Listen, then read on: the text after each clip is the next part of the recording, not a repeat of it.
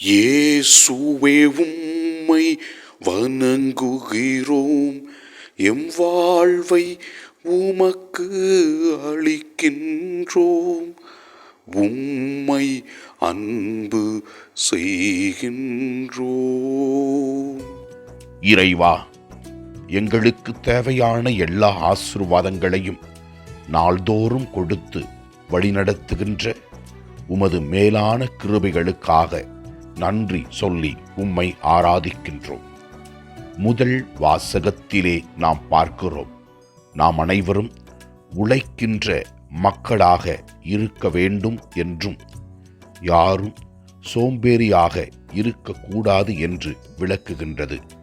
இவ்வாறு நாம் வாசிக்கின்றோம், உழைக்க மனமில்லாத எவரும் உண்ணலாகாது என்று நாங்கள் உங்களிடையே இருந்தபோதே உங்களுக்கு கட்டளை கொடுத்திருந்தோம்.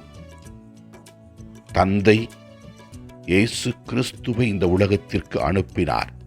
அவர் தமது உழைப்பினால் இந்த உலகத்தில் இறை அரசை உருவாக்கினார். எனவே இறை வார்த்தையை கேட்டு நாமும் உழைக்கின்ற மக்களாக, உண்மை உள்ள மக்களாக இருக்க ஆண்டவரிடத்திலே ஜெபிப்போம். நற்செய்தி வாசகத்திலே ஆண்டவர் இயேசு கிறிஸ்து கூறுகின்றார், வெளிவேடக்கார மறைநூல் அறிஞரை பரிசேயரை ஐயோ கேடு, ஏனெனில் நீங்கள் இறைவாக்கினர்களின் கல்லறைகளை கட்டுகிறீர்கள், நேர்மையாளரின் நினைவு சின்னங்களை அழகுபடுத்துகிறீர்கள். இதோ உங்கள் உள்ளம் இறைவனிடத்தில் இல்லாமல் இருக்கிறது என்றும் வெளிவேடத்தை விரும்பி வெளிவேடத்தினால் வாழ்கிறீர்கள் என்று ஆண்டவர் அவர்கள் மீது கடினப்படுகின்றார்.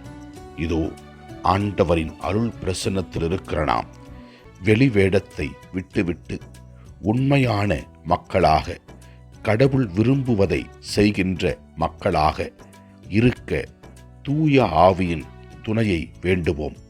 தூய ஆவியார் நம்மிடத்திலே வரும்பொழுது நாம் நல்ல சிந்தனைகளை பெற்றவர்களாக, நல்ல செயல்களை பெற்றவர்களாக, உண்மை உள்ளவர்களாக இருப்போம்.